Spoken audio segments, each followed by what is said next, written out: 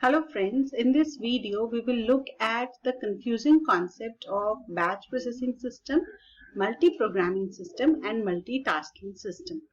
So let us begin. There are various types of operating system, and the three primary types of operating systems that are there are batch system, multiprogramming and multitasking. One thing that we have to understand is the time when batch system existed, multitasking and multiprogramming were not there. And due to the problems in the batch system, multiprogramming was developed. And as an advancement in the multiprogramming, the multitasking was introduced. So they are lined up in the history as three different types of operating systems, which are developments from the previous one. So this is the first thing that we have to understand. So when we talk about the batch system, it is about era of computers when the operating system was not at all developed and very few features existed like basic memory management and basic process management. So only the process could be created by loading from the floppy or the punch cards, and the processes were created in the memory, and then the execution will involve only a single user process. So we can see the diagram of a batch system. This first diagram, it is for the batch system. Only the operating system was there in the RAM and one user program was there in the memory. And another important feature, why the name batch system? Because since there was only a single user program at one time, and there was minimal hard disk and the information had to be loaded from the punch cards, which was a very cumbersome and time consuming job. What was done was, suppose the operator who is going to manage the computer system, he receives a request for executing 4 Fortran programs. Fortran is a programming language, and 4 small c programs. So what they will do, whatever is the order of receiving, they will group the different jobs as belonging to Fortran and as belonging to small c. And then what they will do, they will load into the memory the deck of the Fortran programming language, and then one by one each of the user programs will get executed. This way what happens was 4 consecutive executions will be that of the Fortran program, so that we don't have to load Fortran again and again into the main memory. Similarly, after Fortran will finish, it will be removed from the memory, and again the deck of cards will be uploaded for the second run, which will be small c, and the 4 programs of small c will be executed one after the other. So at one time there is only one user process in the memory, and even a minimal hard disk or minimal storage was available, and therefore all the programs, they had to be uploaded from the deck of cards, and therefore similar jobs whatever existed, they were grouped into on the basis of what basic software they require for execution.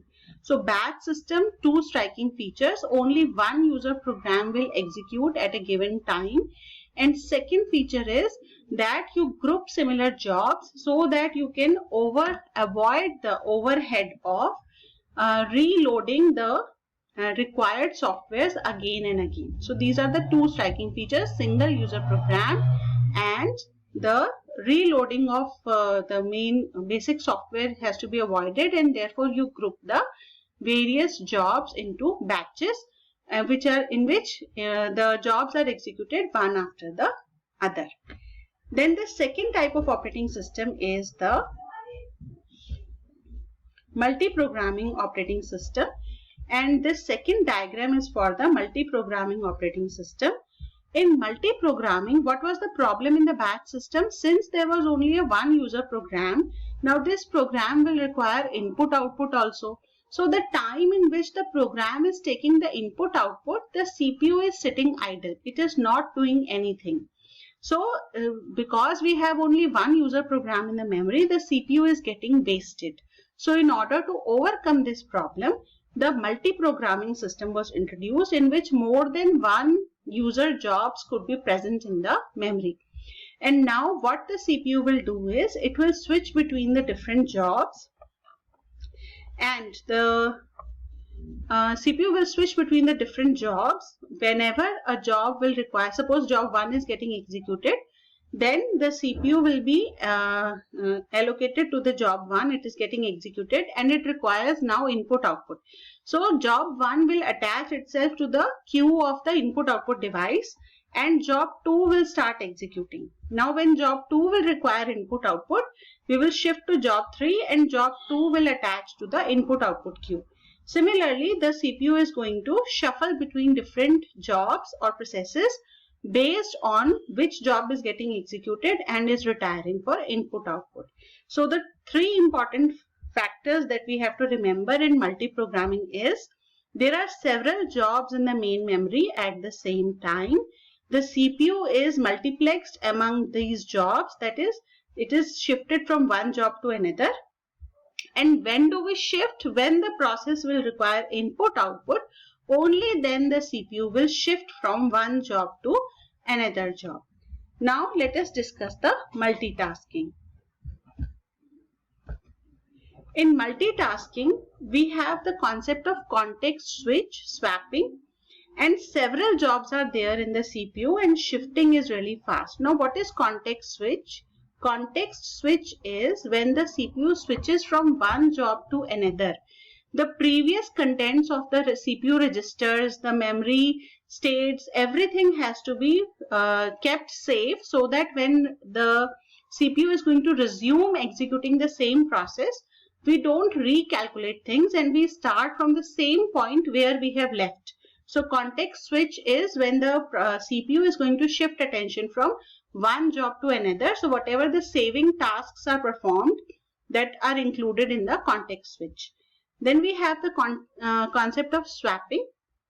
Swapping is the concept of when the processes are brought into the main memory from the virtual memory and brought out from the main memory to the virtual memory so that multiple user processes can be executed at the same time, that is swapping. Now in multitasking, again the CPU is going to be shifted between the different processes, but the striking feature is CPU will decide when it will shift and the aim of shifting will be to provide maximum interactivity and responsiveness to the user. So, okay, I have made a spelling mistake. Okay, this is correct. Right. So, in multitasking, we are going to shift the CPU really fast. CPU will decide when to shift and the aim is to provide maximum responsiveness to the user. So, as we can see in this table, we have written the various differences between the batch system, multiprogramming and multitasking. First difference is on the basis of the definition. So you group the similar jobs and one by one each job gets executed. Then in multiprogramming, several jobs in the memory are present and the CPU switches between the jobs when input output is required. Then in multitasking, several jobs are there in the memory and the CPU will switch really fast between these devices. Now the question arises, what is the difference between these two? Here the CPU will switch only on the request of input output and here the CPU will switch in order to provide responsiveness to the user. Then next is how much CPU utilization will happen. In batch system, CPU is idle most of the time. In multiprogramming, CPU is utilized to the degree of memory available. This one is an advanced concept and I will be discussing in any next video that I will be recording. So CPU utilization depends on a lot of factors and I will discuss it with CPU scheduling. Then we have multitasking. In multitasking, the maximum CPU utilization is there with really fast response to the user actions. Then for implementing each of these three techniques, we require some OS features. Now for batch system, minimal OS support is required and basic process management and memory management is required. For multiprogramming, advanced memory management, process management, CPU scheduling, device scheduling, all these features have to be present in the operating system. Then multitasking, we need all these features that are available in the multiprogramming. Then we have the context switch. Context switch is performed in multiprogramming whenever IO request or interrupt or termination will happen. IO request is generated by the process, interrupt is generated by the hardware or the software, and the termination means one process will end, then obviously you have to select another process for execution. And in multitasking, the switching or the context switch will happen whenever the CPU needs to provide high responsiveness to the user. Then need. First, the batch system was there with minimum features and it had a problem of low CPU utilization. Therefore, multiprogramming was developed to overcome the problems of batch system. And multitasking is an advanced and developed form of multiprogramming.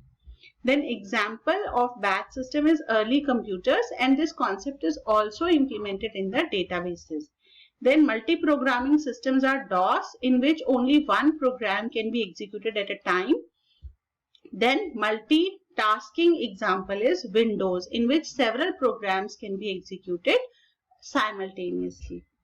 I hope this video is useful to you. If you like my videos, please subscribe to my channel and also recommend it to your friends. Thank you.